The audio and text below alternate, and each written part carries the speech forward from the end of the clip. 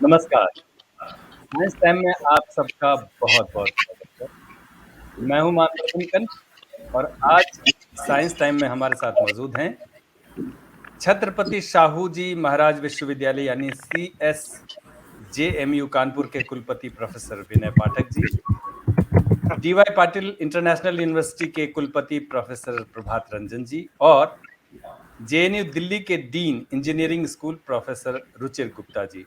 आप सभी विशेषज्ञों का साइंस टाइम में हार्दिक स्वागत है। साइंस टाइम में आज परिचर्चा का विषय है इंजीनियरिंग शिक्षा एवं रोजगार की राह।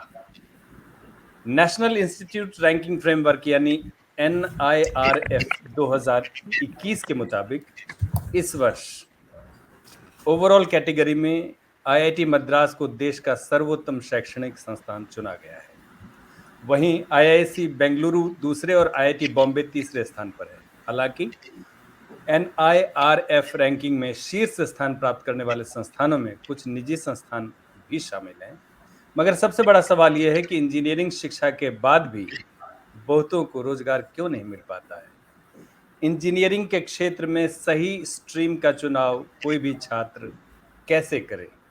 सवाल और भी हैं, मगर साइंस टाइम में आज शुरुआत नोबेल पुरस्कार से।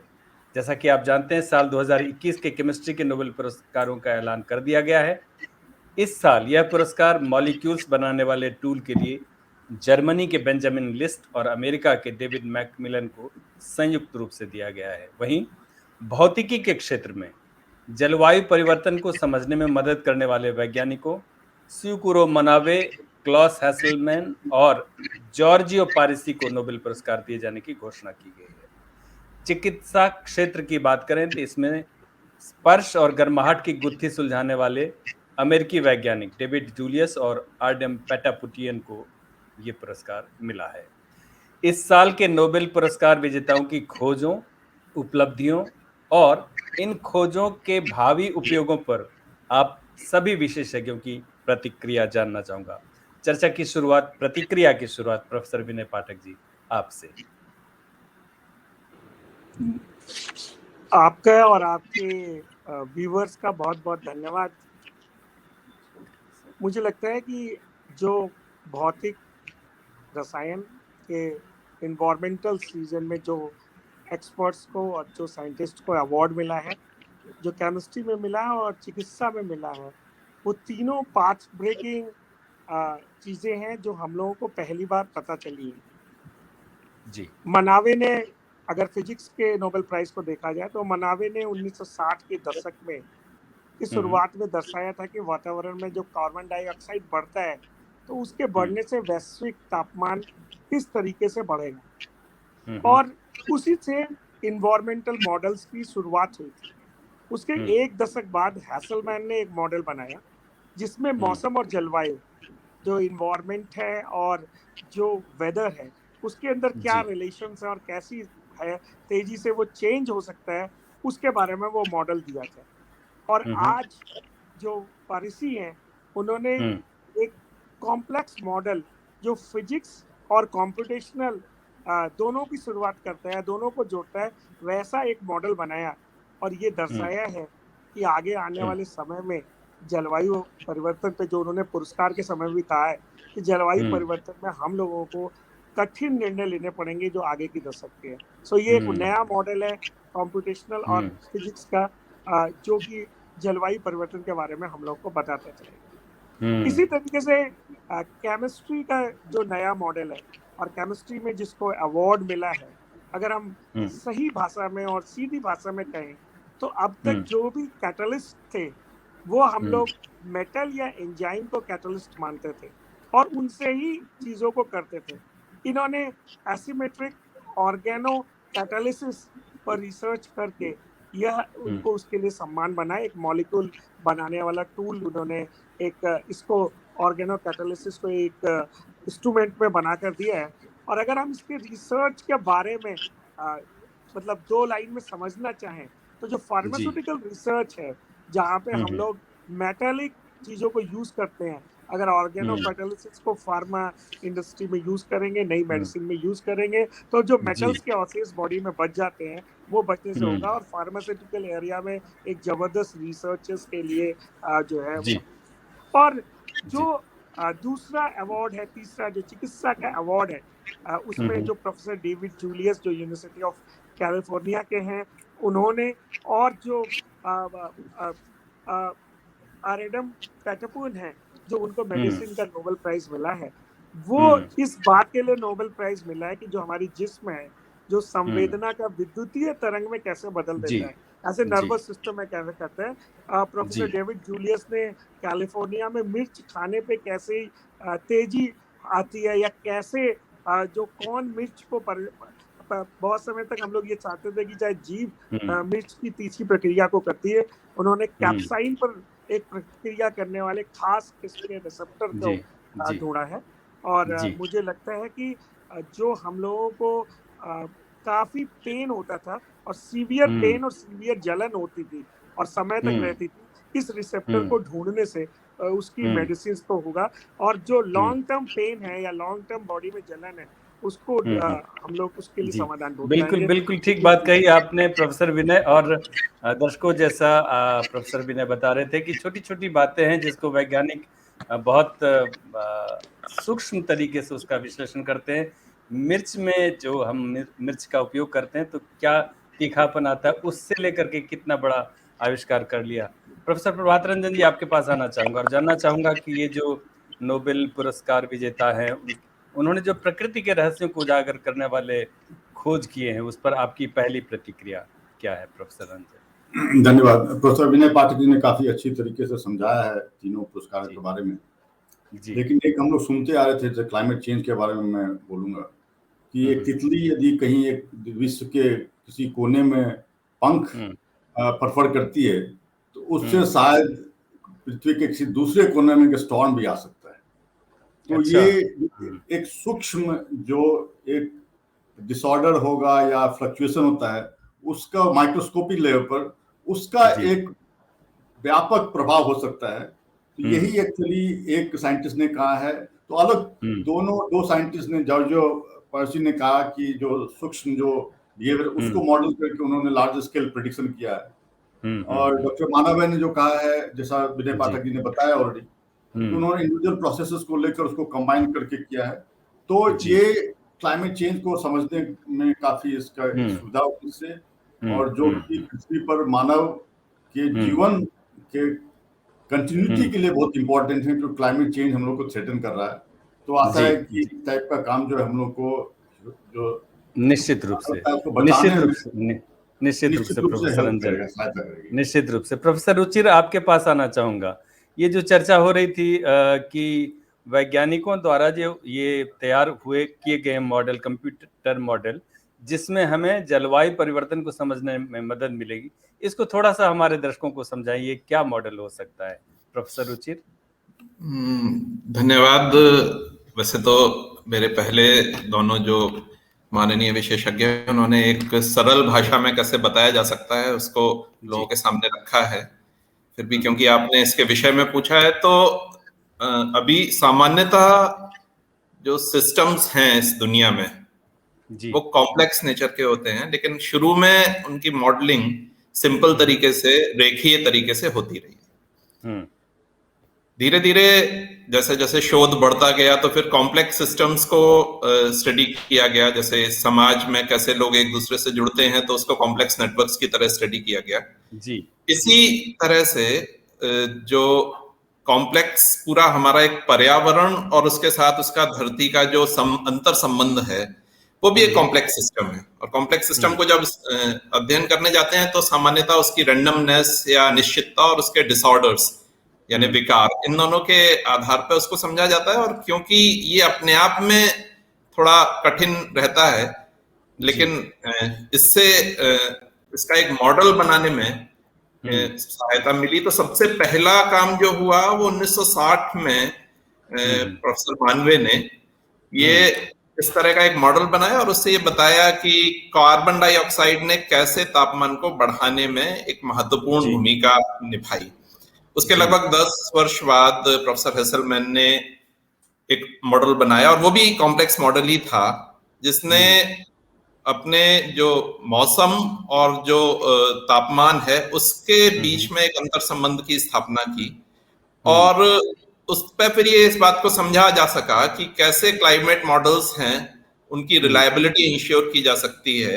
हालांकि ये काफी कैओटिक हैं, लेकिन अगर इस तरह के मॉडल्स बनाए तो उनसे आगे के बारे में हम ठीक ठीक अंदाजा लगा सकते हैं कि किस तरह के पर्यावरणीय परिवर्तन होंगे, और अगर हम इस तरह का अंदाजा लगा सकते हैं तो फिर हम उनके रोकने की दिशा में भी कुछ काम कर सकते बिल्कुल हैं। ठीक, बिल्कुल और फिर जी प्रोफेसर पारिसी ने एक हिडन पैटर्न इसमें आइडेंटिफाई किया, जो कॉम्प्लेक्स मटेरियल्स के साथ उन्होंने देखा, और इस तरह से इन तीनों के ऐसे तो अलग अलग समय पर हुए, लेकिन एक पूरे संपूर्ण समग्रता में इस विषय को देख पाने की क्षमता हमारी विकसित हुई, जिससे हम आगे इन सारी चीजों पर ज्यादा ठीक से ध्यान दे सकते हैं। तो मुझे लगता है ये बड़ा महत्वपूर्ण शोध है जो हमें अभी मिला है।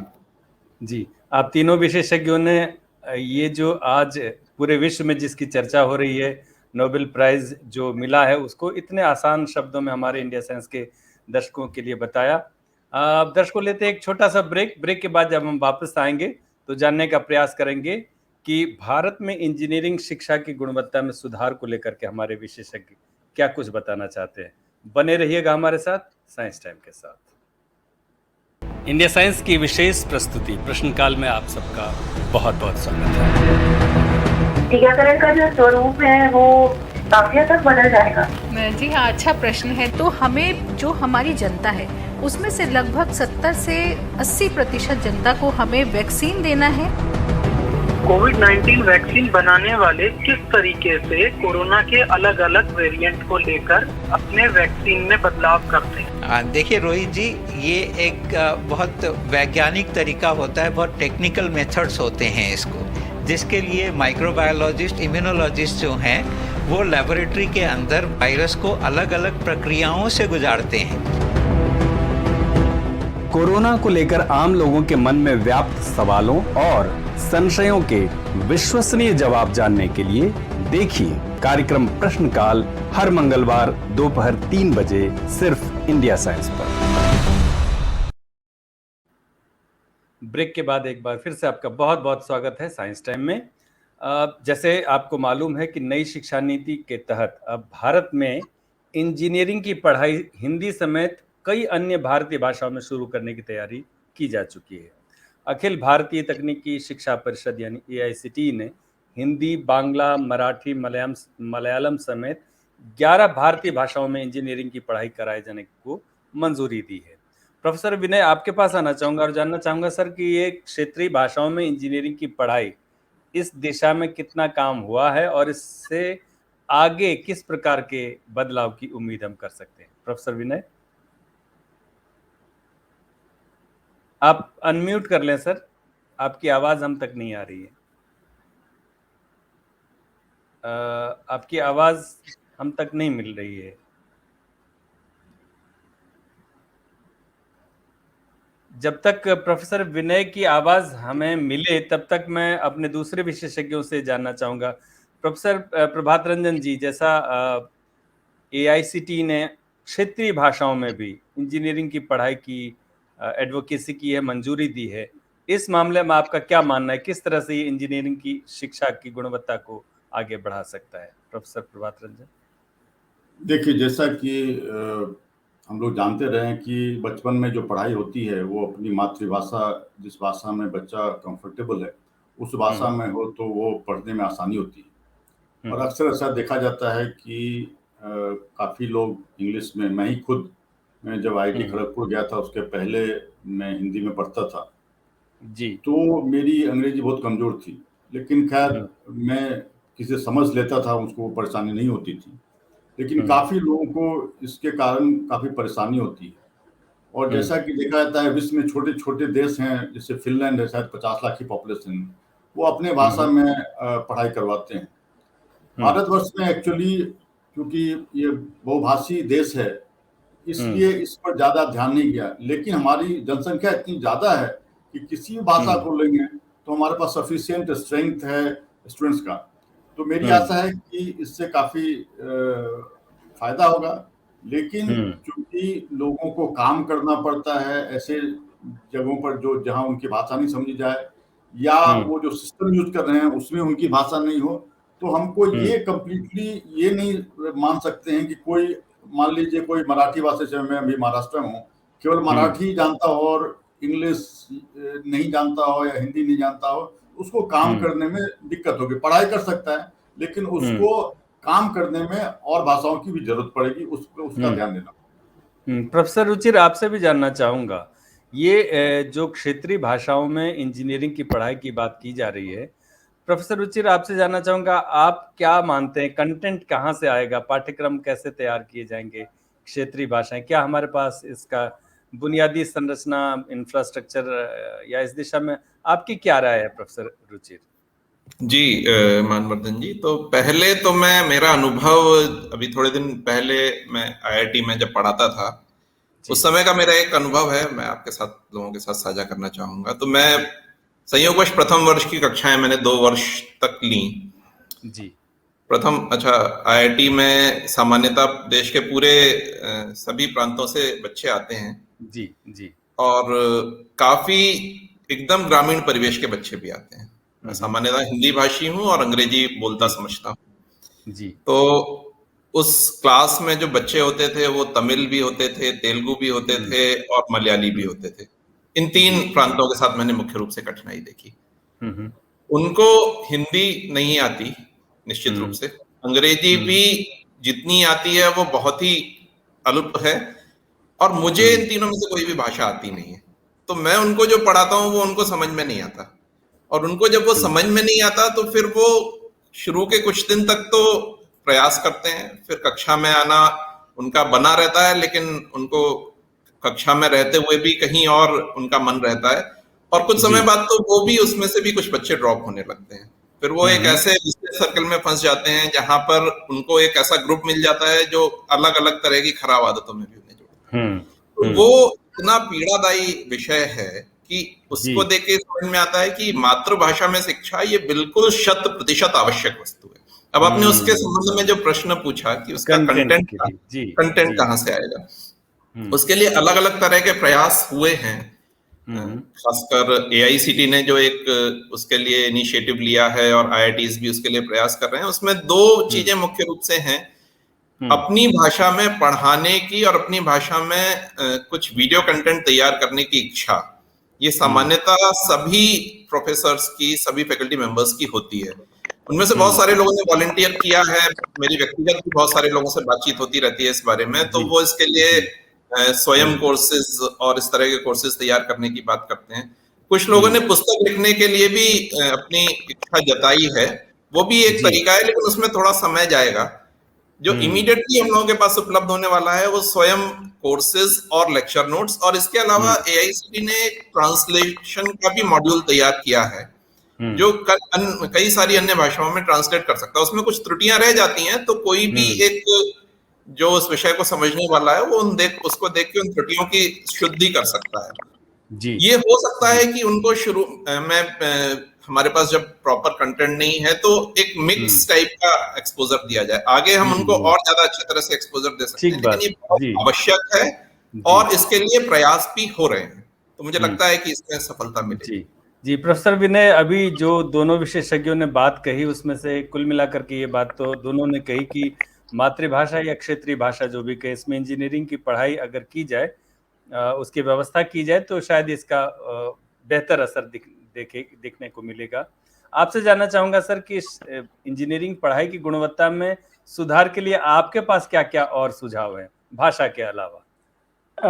पहले तो मैं इस प्रश्न का उत्तर दे दूं कि जो भाषा का पूरा मुद्दा है, जो भी इस समय पूरे देश हैं जिनको हम कहते हैं कि नहीं तकनीकी में बहुत आगे हैं, आप जो चाहे चीन का नाम लेते हैं और जर्मनी का नाम लेते हैं, जापान का, तो इन तीनों ने चिकित्सा प्रबंधन और प्रौद्योगिकी या तकनीकी शिक्षा अपनी भाषा में किया है। अभी भी हम लोग जो मैं भी अपने को जोड़ता हूँ उसमें, अभी भी इच्छा शक्ति का बहुत अभाव है हमारे में कि हम अपनी भाषा में तकनीकी प्रबंधन और चिकित्सा शिक्षा को लाएं कि ना लाएं।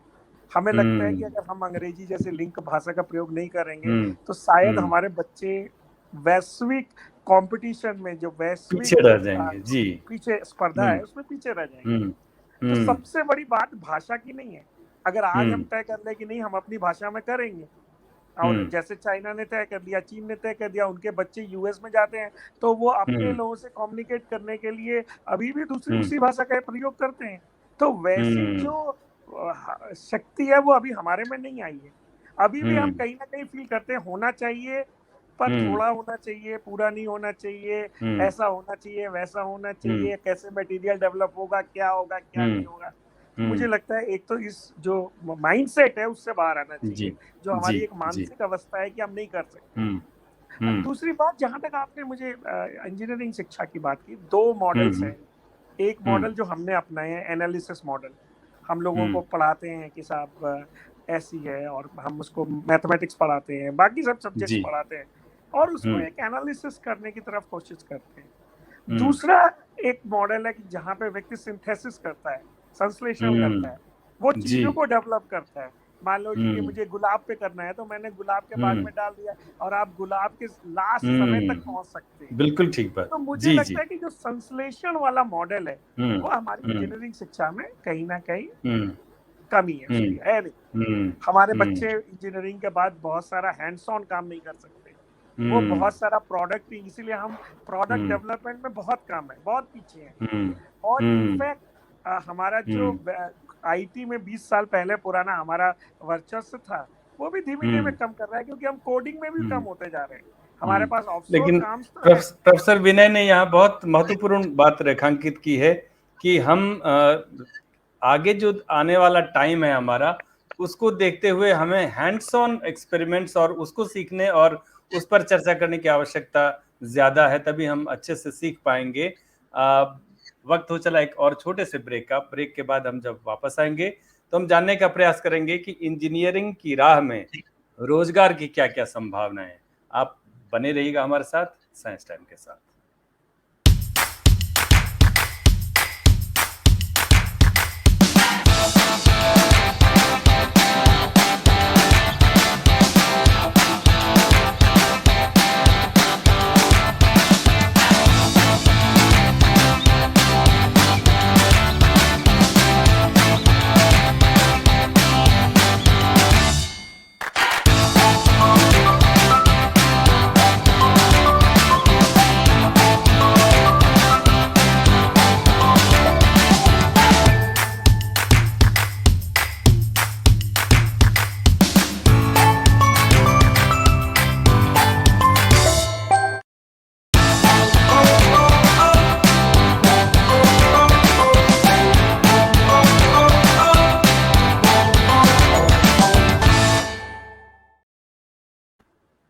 ब्रेक के बाद एक बार फिर से आप सबका बहुत बहुत स्वागत है साइंस टाइम में।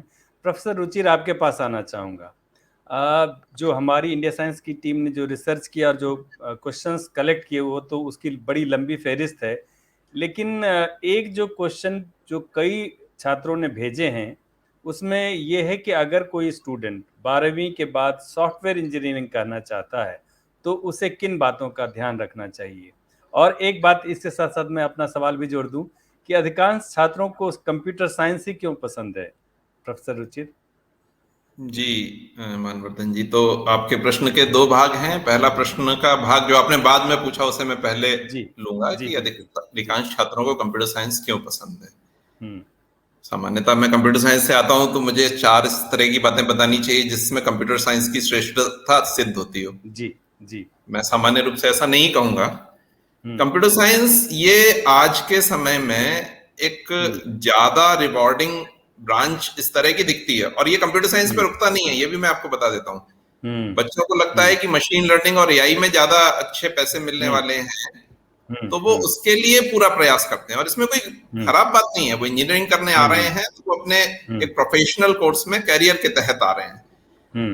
हमारे सेवा योजन की जो तरीके हैं उस पे हमें शायद थोड़ा और ध्यान देने की आवश्यकता है, जिसमें जो कोर ब्रांचेस हैं यानी मैकेनिकल, इलेक्ट्रिकल, सिविल, जिनका वास्तव में इस पूरे समाज के निर्माण में अगर कंप्यूटर साइंस से अधिक नहीं तो कम से कम योगदान नहीं है, उसके बाद उसमें अगर उस तरह के अवसर और उस तरह के सैलरी पैकेजेस मिलेंगे तो बच्चों का ध्यान निश्चित रूप से उसकी तरफ जाएगा। तो बच्चे जो कर रहे हैं वो उनको जो उपलब्ध है और जो उनके पास जानकारी उपलब्ध है उसके हिसाब से सर्वश्रेष्ठ करने की कोशिश कर रहे हैं। इस बात के लिए उनकी प्रशंसा की जानी चाहिए, लेकिन साथ साथ जो इसके लिए नीति नियंता है उनको इस बात पे ध्यान देना पड़ेगा, और वो दे रहे हैं, ऐसा नहीं कि नहीं दे रहे हैं। इन सारे ब्रांचेस में जो सेवा योजना हो वो ठीक प्रकार से होता है। जी। अब दूसरा प्रश्न आपका ये है कि उनको किन बातों का ध्यान रखना चाहिए। जी। तो सामान्यतः कंप्यूटर साइंस में अभी पीछे एक कंपनी ने एक कोडिंग का काफी सारा एक अभियान जैसा चलाया और बहुत छोटे बच्चों को कोडिंग कराने की उसमें बात की गई, और मुझे लगता है कि उसमें एक अच्छा रेवेन्यू उन्होंने अर्न किया होगा। मेरा उस कंपनी से कोई विरोध नहीं है, लेकिन कंप्यूटर साइंस ये कोडिंग मात्र नहीं है, और कोडिंग करने के लिए भी आपको वास्तव में उस तरह के एप्टीट्यूड की आवश्यकता है जो आपको इवेंचुअली डेवलप करना पड़ेगा, अपने अंदर उस तरह का विकास करना पड़ेगा। आपको गणितीय रचनाओं को ठीक से समझने का अभ्यास करना पड़ेगा। तो इसलिए आप अगर किसी छात्र को कंप्यूटर साइंस में अपना करियर बनाना है तो कोडिंग ठीक है, एक 10th और 12th में एक मिनिमम लेवल ऑफ कोडिंग रहती है, हालांकि हम लोग जब पढ़ते थे तब उस तरह का नहीं था, लेकिन अब तो है। वो मुझे लगता है पर्याप्त है। उससे ज्यादा ध्यान देने की आवश्यकता है अपने जो फंडामेंटल्स हैं, चीजों को देखना समझना, उनके बारे में ध्यान ज्यादा अच्छे से देना, और मुख्य रूप से गणितीय जो स्ट्रक्चर्स हैं, मैथमेटिकल स्ट्रक्चर्स हैं, मैथमेटिकल कंसेप्ट्स हैं, उनको ज्यादा अच्छे से समझना, जिससे वो एल्गोरिथम्स पे ज्यादा काम कर पाएंगे। आपको जान के आश्चर्य होगा कि पूरे सॉफ्टवेयर प्रोजेक्ट में कोडिंग शायद 15% कंट्रीब्यूट करती है, बाकी बहुत सारी चीजें जो उसमें आती हैं। तो ओवरऑल पर्सनैलिटी डेवलपमेंट और सभी विषयों पर ठीक से ध्यान देना, इतना करेंगे तो मुझे लगता है अच्छे कंप्यूटर साइंस के विशेषज्ञ बनेंगे, और भी किसी विधा के अच्छे विशेषज्ञ बन पाएंगे। प्रोफेसर विनय, आपको अगर पूछा जाए कि कोई भी इंजीनियरिंग के क्षेत्र में अपना स्ट्रीम का जो चुनाव करते हैं, इसमें किन बातों का ध्यान रखें, तो आप क्या सुझाव देंगे छात्रों को? प्रोफेसर विनय, देखिए, इस प्रश्न का उत्तर मैं कुछ भी दूं, लेकिन सच्चाई ये है कि जो हमारे छात्र हैं वो मार्केट फोर्सेस से ड्राइव होते हैं, जो मार्केट की फोर्सेस हैं। अगर आपको याद होगा तो पहले हमारे पास कला संकाय में अच्छे बच्चे जाते थे, ह्यूमैनिटीज में, इंग्लिश में, इकोनॉमिक्स में, और ऐसे बहुत सारे। धीमे धीमे हमने बोला नहीं भाई, साइंस अच्छी चीज है, साइंस में अच्छी नौकरी मिलती है। अब उन्होंने सबने साइंस लेना शुरू किया। अब हाल के समय में आप देखिए, साइंस में और कला में कोई भी अच्छा बच्चा नहीं जा रहा है, मतलब जो टॉप है उनको लगता है साहब इंजीनियरिंग और मेडिकल में है। और मैं याद दिलाऊं आपको, पिछले 6 वर्ष में जब मैंने तकनीकी शिक्षा स्टार्ट किया था तकनीकी विश्वविद्यालय में, तो जब मैं गया था तो 50% लड़के कंप्यूटर साइंस में थे, कंप्यूटर साइंस आईटी में, और 50% लड़के और इंजीनियरिंग के बैकग्राउंड्स में थे। जब मैंने 6 वर्ष के बाद छोड़ा, मेरे चाहे अनचाहे 80% से 90% लोग CSIT में जा रहे हैं, और 10% और ब्रांचेस, जिन्होंने MBA लिया, जिन्होंने एक्रेडिटेशन किया, सब कुछ किया, लेकिन उस ब्रांच को कोई लेने वाला नहीं है आज। ये समाज के लिए, देश के लिए मेरी समझ से बहुत अच्छा नहीं है। हालांकि मैं भी कंप्यूटर साइंस का विद्यार्थी हूँ, कंप्यूटर साइंस से आया हूँ, लेकिन इस तरीके की जो इम्बैलेंस है, जैसे कोरोना के बाद, या कभी आपको जरूरत होगी सिविल वर्क बहुत करना है, आपको अच्छे इंजीनियर्स नहीं मिलेंगे, प्रोडक्शन बनाना है तो फ्लोर पे काम करने वाले, वर्कशॉप पे काम करने वाले, आपको मैकेनिकल इंजीनियर नहीं मिलेंगे। यहाँ प्रोफेसर रंजन, आपको भी जोड़ना चाहूंगा। जैसे प्रोफेसर विनय ने कहा कि अधिकांश तो कंप्यूटर स्ट्रीम को ही ऑप्ट करना चाहते हैं, ऐसा क्यों है? आपको क्या लगता है कि अन्य क्षेत्रों में बच्चे क्यों नहीं जाना चाहते? एक बात। दूसरी बात आपसे पूछना चाहूंगा, आपके नेतृत्व में देश ने टेक्नोलॉजी विजन 2035 तैयार किया था, जो कि एक बहुत महत्वपूर्ण डॉक्यूमेंट है। उसमें क्या कुछ तकनीकी शिक्षा या इंजीनियरिंग शिक्षा के बारे में कुछ उस पर अगर चर्चा कर सके प्रोफेसर प्रभात रंजन? जी धन्यवाद। मैं एक पॉइंट रुचि जी के साथ ऐड करना चाहूँगा जो उन्होंने कही थी। एक हमारे मित्र हैं डॉक्टर नरेंद्र करमरकर, शायद रुचि जी ने उनका नाम सुना होगा, क्योंकि एक फेमस कंप्यूटर साइंटिस्ट हैं। हम लोग बर्कले में साथ थे और कुछ दिन हम लोग साथ में रहते भी थे, और वो काफ़ी फेमस कंप्यूटर साइंटिस्ट हैं। लेकिन मैं उनको जो करता था कि आप 10 लाइन का कोड भी नहीं लिख सकते हो। तो ये जो उन्होंने बात कही उसको दर्शाता है कि coding is not the only thing. Computer science में कोडिंग एक पार्ट है, लेकिन उसके और भी आयाम। जो दूसरा प्रश्न आपका है कि बच्चे क्यों प्रेफर करते हैं, एक्चुअली ये जब 2000 आ रहा था, 2000 Y2K प्रॉब्लम था जिसमें इंडिया को बढ़त मिली और इंडिया एक ग्लोबल मार्केट से जुड़ गया, और जिसमें उस time mechanical engineer, electronic engineer सब लोग जावा सीख के और इधर उधर जा रहे थे। हमारे कुछ साइंटिस्ट में गांधीनगर में था न्यूक्लियर फ्यूजन रिसर्च में, देखे कुछ लोग जब जावा का ट्रेनिंग लिया 2 महीने 3 महीने का, और उनको कहीं सिंगापुर और कहीं जॉब मिल जाता था। और मैं पूछता था कि अपना ब्रांच क्यों छोड़ रहे हो, तो उनको बोलते थे कि हम 5 साल काम कर ले, हमारे पास इतना पैसा हो जाए कि हम आगे कुछ काम करने की जरूरत नहीं पड़ी। तो अचानक से जब इंडिया में आईटी सेक्टर जो आउटसोर्सिंग का मॉडल आ गया, उससे जो सैलरी थी वो उन लोगों को काफी आगे मिलने लगी कंपेयर टू अदर ब्रांचेस। और दूसरा एक जो जिस पर मैं बोलना चाहूँ, मैं अक्सर बोलता हूँ उसके बारे में, कि हम बच्चों को हाथ से काम करने से रोकते हैं, तो उससे क्या होता है, उनको वो मैकेनिकल इंजीनियर होके शॉप फ्लोर पर नहीं जाना चाहते हैं। सब चाहता है कि कंप्यूटर में बैठे और एक एसी रूम में बैठकर काम करते रहें। तो ये भी कहीं उनके दिमाग में ये चीज चलती है कि हाथ को गंदा नहीं करना चाहिए। तो इस पर भी ध्यान देने की जरूरत, जिस पर मैं काफी, और जिसके कारण हमारे मैन्युफैक्चरिंग सेक्टर और काफी सेक्टर में प्रभाव पड़ रहा है, और जो हम चाइना से चल रहे हैं उसमें इसका भी योग है। जो आपने टेक्नोलॉजी विजन 2035 की बात की, उसमें जब उनको बना रहे थे तो हम लोगों ने देखा कि कुछ ऐसी तकनीकी सम्मान है जिसको हम लोगों ने कहा था कि शायद ये 20-25 साल में हो पाए या नहीं भी हो पाए, अनसर्टेन है। हमने देखा कि जब हम प्राइम मिनिस्टर के ऑफिस को हम लोगों ने लगभग सितंबर अक्टूबर 2014 को दिया था, 1-1.5 साल में तैयार किया मंडप में, उसी दौरान में जो अनसर्टेन टेक्नोलॉजी थी वो होने लगी। तो ये एकदम हम लोग को क्लियर ये हो गया कि बहुत सारी ऐसी टेक्नोलॉजीज हैं जो कि हमारी आशाओं से ज्यादा तेजी रफ्तार से हो पा रही है, और हमारी जो शिक्षा व्यवस्था है वो एकदम पीछे चलती है। तो इसको ध्यान में रखते हुए मैं AICTE से भी इन्वॉल्व रहा हूँ लास्ट 4-5 साल से, अभी भी इन्वॉल्व हूँ। उसमें ये लाने की जरूरत है कि कैसे हमें तकनीक शिक्षा जो ये फास्ट चेंजिंग रिक्वायरमेंट्स है उसको कैसे कैचअप कर सके। इसके लिए मैं जब यहाँ 2018 में पुणे में आया, और मैं फाउंडर वाइस चांसलर हूँ DY पाटिल इंटरनेशनल यूनिवर्सिटी का, तो मैंने ये प्रयास किया कि इसको इम्प्लीमेंट कर। तो हमने एक ट्रैक सिस्टम बनाया, मल्टी ट्रैक सिस्टम, जिसमें फर्स्ट ईयर्स कॉमन कोर्स होते हैं और लास्ट ईयर्स में ट्रैक स्पेशलाइजेशन हुआ। बच्चे को सिलेक्ट नहीं करना पड़ता एडमिशन के टाइम में, वो 2 साल के बाद सिलेक्ट करते हैं, और जिससे कि जो चेंजेस हैं उसको हम क्विकली उस ट्रैक को ऐड कर सके, मॉडिफाई कर सके या डिलीट कर सके जो चेंजिंग सिचुएशन है। फॉर्चुनेटली AICTE ने इसको काफी अप्रिशिएट किया और एक कमिटी बनाई थी, इसका मैं भी मेंबर था। इसका इन्फ्लुएंस ये हुआ कि 2019 में हमने जब लॉन्च किया ये कंप्यूटर साइंस का प्रोग्राम, 2020 में AICTE ने 5-6 ऐसे प्रोग्राम स्टार्ट किए जो हमारे इससे इन्फ्लुएंस थे थोड़े।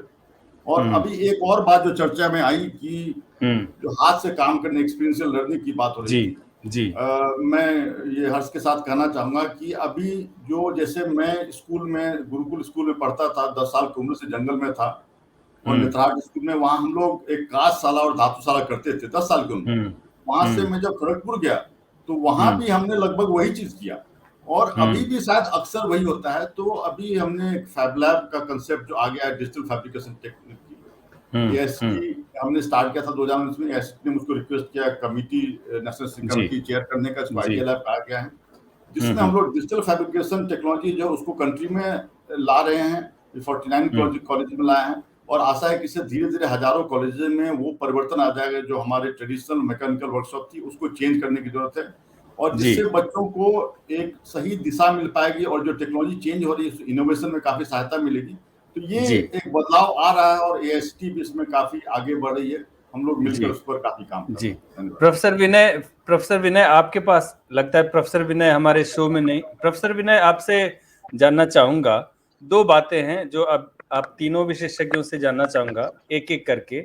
पहली बात तो प्रोफेसर विनय ये बताएं कि इंजीनियरिंग के क्षेत्र में अगर तमाम बातें एक ही जगह केंद्रित हैं कि अच्छी नौकरी, अच्छी तरक्की, तो ये कैसे हो, पहली बात। दूसरी बात कि इंजीनियरिंग के क्षेत्र में क्या स्वरोजगार की भी संभावना है।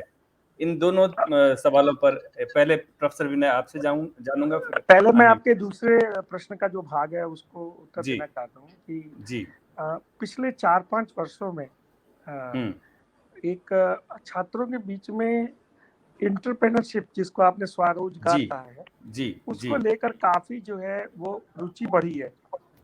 और जो वो हमारे छात्र हैं इस समय इनोवेशंस और स्टार्टअप में काफी कुछ लगे हुए हैं।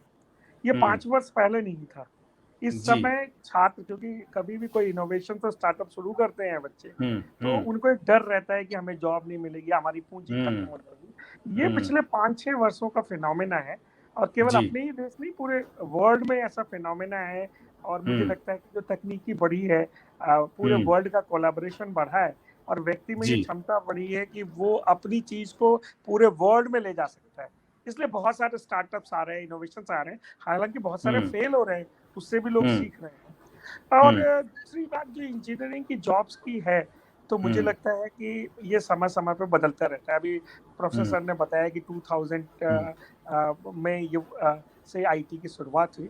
अब अगले 10 वर्ष मुझे लगता है कि आर्टिफिशियल इंटेलिजेंस, डेटा साइंसेस, इनका युग आ है, और वही जॉब्स ज्यादा होंगी जिसमें लोग इस तरीके के टूल्स, मॉडल्स और प्रोडक्ट तीनों डेवलप कर पाएंगे। प्रोफेसर रुचिर, आपके पास आना चाहूंगा। प्रोफेसर विनय ने एक बहुत बढ़िया लीड दे दी है कि आगे आने वाले छात्रों के लिए खासतौर पर, कि आगे आने वाले टाइम में रोबोटिक्स कहें, आर्टिफिशियल इंटेलिजेंस कहें, इस तरह के क्षेत्रों में बहुत अच्छी संभावनाएं हैं।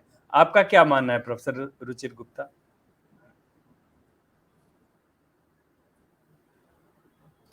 प्रोफेसर रुचिर, आप तक मेरी आवाज जा रही है? आप सामान्य रूप जी मेरे पास आ रही है आपकी आवाज। मेरी आवाज आ रही है वहां तक? जी बिल्कुल बिल्कुल।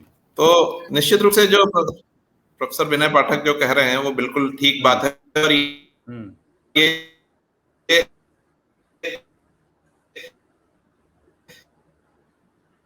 अगर आप मार्केट के ट्रेंड को देखेंगे तो भी नजर आएगा। अभी गूगल खासकर, जिसके पास सबसे बड़ा आपकी आवाज आर्टिफिशियल इंटेलिजेंस में सबसे ज्यादा सफल होने वाली कंपनी है, तो गूगल, यानी अब जो अल्फाबेट हो गया। जी, मुझे लगता है कि एक बार शायद मुझे दोबारा लॉगिन करना होगा। जी तब तक मैं प्रोफेसर प्रभात रंजन जी से पूछ लेता हूँ सवाल। प्रोफेसर प्रभात रंजन, अब कुल मिला के बात आ रही है कि जो रोबोटिक्स का करियर है या इलेक्ट्रॉनिक्स कम्युनिकेशन इंजीनियरिंग का करियर है, इन क्षेत्रों में ही अगर जो करियर बनाना चाह रहे हैं, उनको लेकर के आप क्या सुझाव देना चाहेंगे प्रोफेसर प्रभात रंजन? देखिए, सबसे जो जरूरी चीज है कि टेक्नोलॉजी जो फास्ट चेंज हो रही है, तो सबसे ज्यादा जरूरी है बच्चों को कैसे सीखते हैं ये सीखना। Learning to learn is the most important learning. क्योंकि आप ऐसा नहीं कि आपने 3-4 साल का कोर्स किया और उसके बाद 40 साल आप जीवन में वही करते रहेंगे।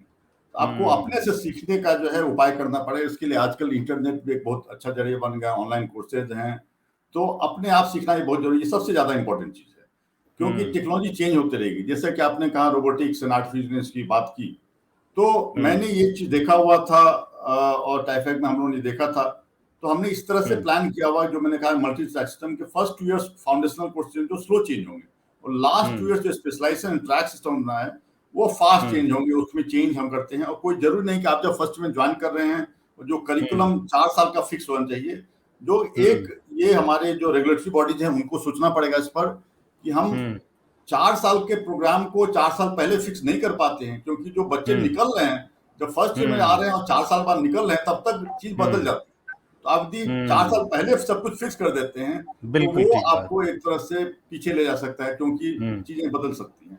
तो हमने इस तरह से फ्लेक्सिबिलिटी डाली है, और एएसटी भी काफी फ्लेक्सिबल है इस समय। तो धीरे धीरे चेंज आ रहे हैं, और एनईपी 2020 में काफी चेंज आ रहे हैं। तो जैसे रोबोटिक्स का जो ग्रोथ हुआ, एक ऑटोमेशन के पॉइंट से हुआ।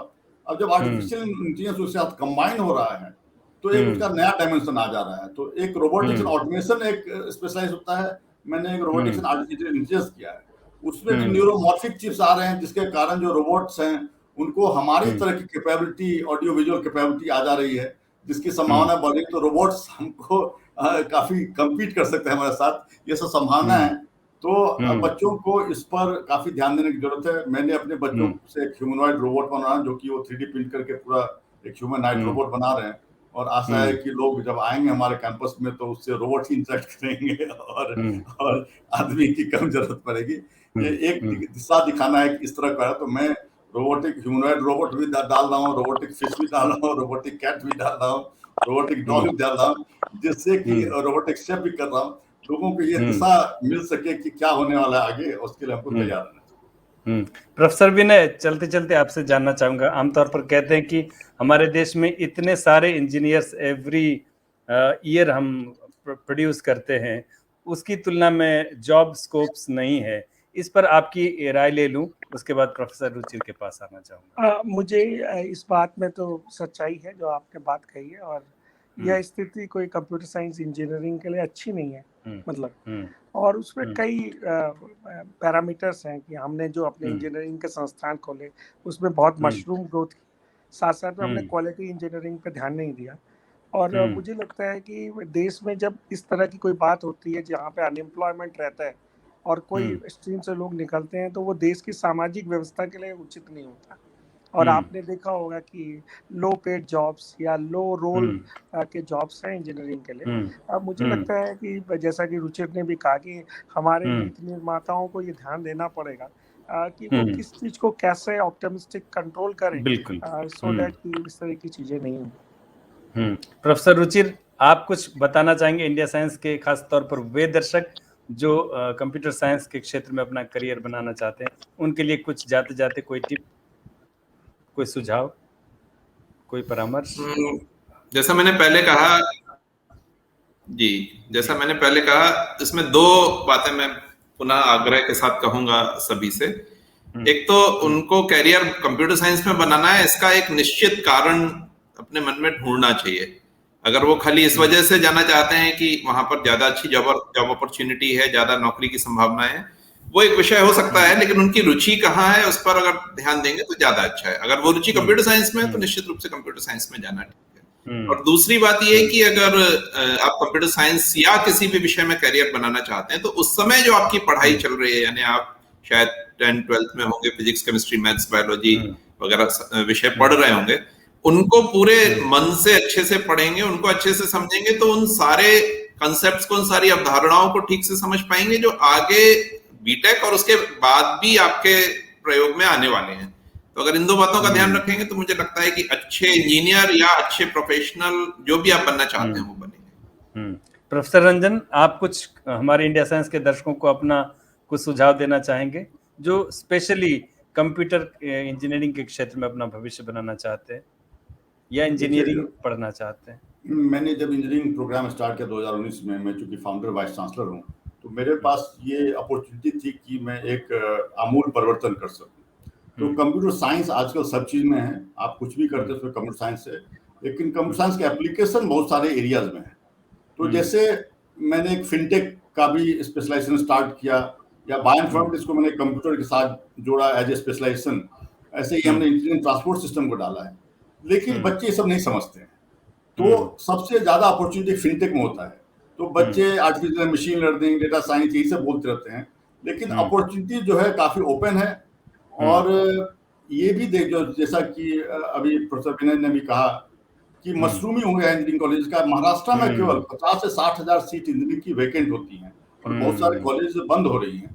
तो इसमें ध्यान देने की जरूरत है कि बहुत सारी ऐसी भी ब्रांचेज हैं जहाँ की हम जा सकते हैं और अच्छा कर सकते हैं, उसको भी सोचना चाहिए। और जैसा रुचिर जी ने भी कहा कि एक्चुअली हमारी जो रुचि है उसको ध्यान में रखना चाहिए। थ्योरी ऑफ मल्टीपल इंटेलिजेंस है, जिसमें हमको देखना पड़ता है कि हमारे जो ब्रेन है उसमें किस टाइप का इंटेलिजेंस हायर है, उसके हिसाब से हमको फोकस करना चाहिए। जैसे एक भेड़ दौड़ की तरह नहीं चला जाना चाहिए कि कंप्यूटर में ही जाना है सबको, वो सही। बिल्कुल ठीक बात, बिल्कुल ठीक बात। आप सभी विशेषज्ञों का साइंस टाइम में अपना बहुमूल्य समय देने के लिए बहुत बहुत धन्यवाद, बहुत बहुत आभार। साइंस टाइम के आज के कार्यक्रम में बस इतना ही। कोरोना संक्रमण को देखते हुए आप सबसे विनम्र अनुरोध है कि लापरवाही न बरतें और कुछ आसान उपायों का पालन कर सुरक्षित रहें। मास्क लगाएं, 2 गज की सुरक्षित दूरी बनाए रखें, बार बार हाथ धोएं, साफ सफाई रखें और हाँ, टीका अवश्य लगवाएं। अगले सप्ताह हम फिर हाजिर होंगे साइंस टाइम के एक और ज्ञानवर्धक अंक के साथ। तब तक आप अपना बहुत ख्याल रखिए और हमें दीजिए अनुमति। नमस्कार।